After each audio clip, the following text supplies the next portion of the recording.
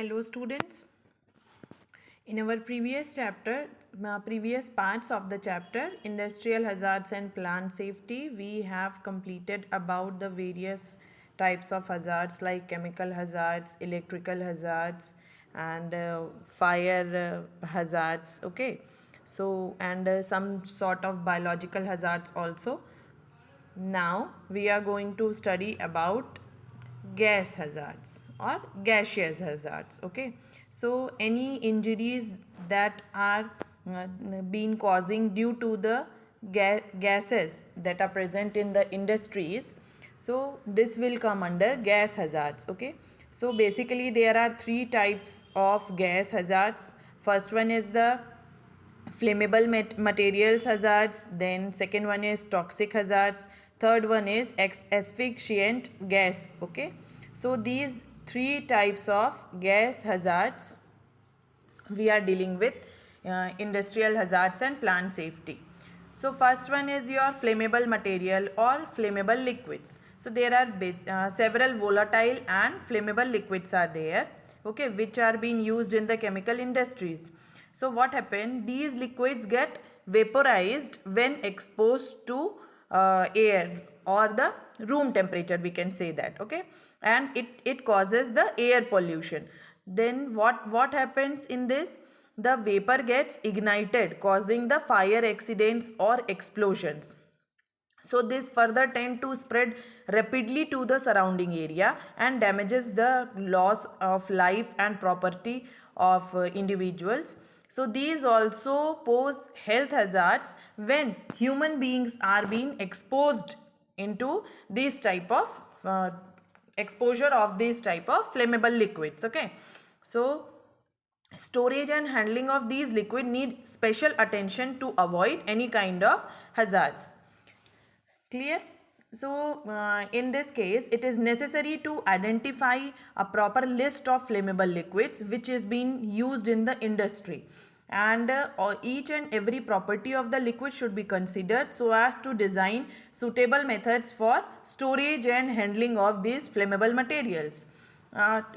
We can discuss some properties of flammable materials like the flash point, apparent ignition temperature, explosive range, and the vapor density. Vapor density is what? The diffusibility of the vapor in the air. Okay, and how can we separate these type of flammable materials from the other part of the industry, means at where it should be located, how it is to be stored, and how these type of flammable material should be handled. Okay, so the inflammable liquids are stored in the isolated places away from the general material storage. Okay, जो flammable materials या flammable liquids होते हैं इनको हमको क्या करना पड़ता है, अलग स्टोर करना पड़ता है, मीन्स आइसोलेटेड प्लेसेस में, इंडस्ट्री के उस पार्ट में जहाँ पर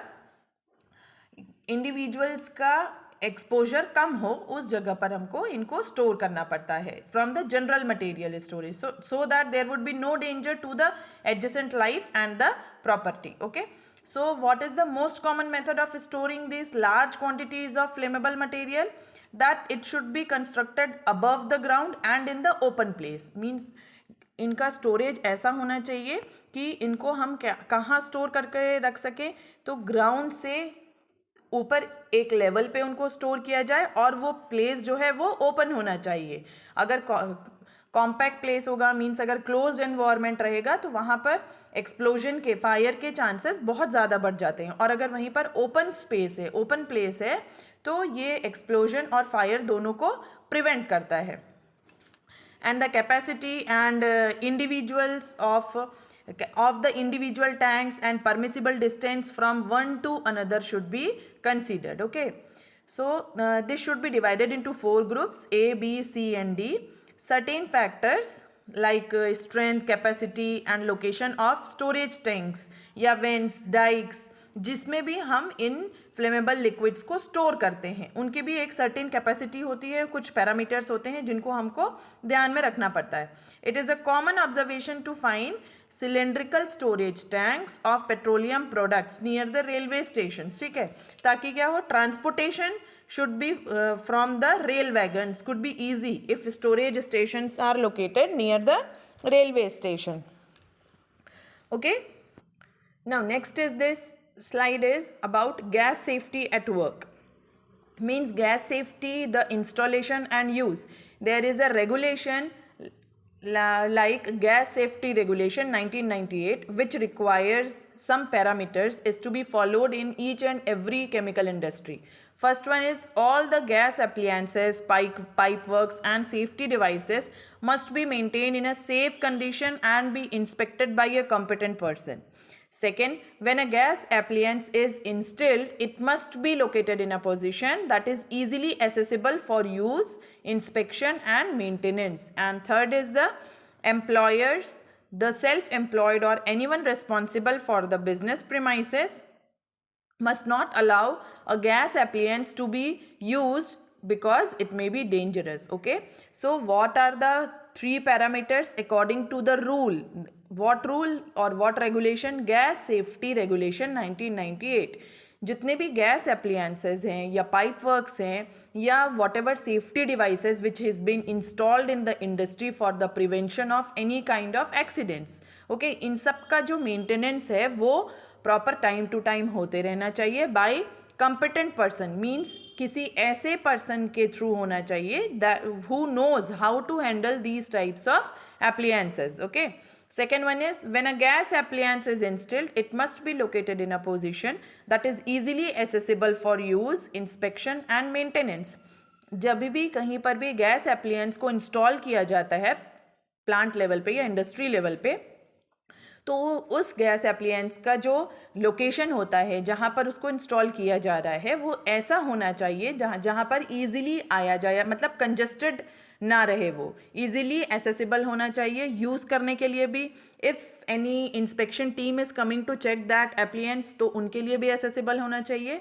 and the proper maintenance team which is maintaining that appliances regularly, उनके लिए भी एसेसिबल होना चाहिए. एट मोस्ट ओवरऑल क्या है इस पॉइंट का मतलब कि जो गैस एप्लियंस हम इंस्टॉल करते हैं इंडस्ट्री में वो प्रॉपर ओवर कंजस्टेड स्पेस में ना होते हुए ओपन स्पेस में होना चाहिए. Okay, third point is employers, the safety employed और anyone responsible for the business premises must not allow a gas appliances to be used because it may be dangerous. जो ऐसे individuals, those who are not concern in working with this type of gas appliances, okay, जिनका काम नहीं है gas appliances के साथ में, उन लोगों को हम एक्सेस करने नहीं दे सकते हैं उन एप्लियंस के साथ, क्योंकि they don't have the knowledge about how to handle these type of machineries. Okay, so that's why we are preventing them from any dangerous situations. Okay, इसी में एक और टॉपिक आता है dust explosion. Dust explosion, what do you mean by dust? First of all तो dust हम उनको बोलते हैं जिनमें जो maximum particle size of the solid is the 500 millimetre. ये मैक्सिमम पार्टिकल साइज होता है. Okay, so what is a dust explosion? It is a rapid combustion of a dust cloud. Okay, in this process what happen, heat and reaction products are evolve, the flame is propagated in a confined space and it require oxygen for combustion. अब ये oxygen combustion के लिए उस dust को कहाँ से मिलता है? एयर से ही मिल जाता है, because air contains oxygen. So what happens in any pharmaceutical industry, there are number of grinding operations are employed. Okay, so if iron or stone pieces get into the disintegrator or any grinding mill, so what happens, sparks is getting emitted due to the frictions. Friction के कारण क्या होगा, जो iron या stone pieces disintegrator में हैं उसमें क्या आ जाएंगे, स्पार्क्स होने लगते हैं, और यही स्पार्क्स फिर क्या करते हैं, bring about the explosion with easily combustible material. So to prevent it, what should be there? The suitable precaution should be taken against this accumulation of dust. हमको dust को accumulate ही नहीं होने देना है. Okay, so it has been found that in the pharmaceutical industry or any ancillary factories, the dust of starch and dextrin, okay, beside any organic substances are extremely hazardous. because a proper mixture of combustible dust burns or oxidizes in the presence of air. So the upper and lower limit of dust and air are given for the explosion to taking place. Okay, so these are the various parts of the dust explosion and it should be controlled regularly. So in our next video I will tell you about how to control this dust explosion. This was all for today's session. Thank you very much.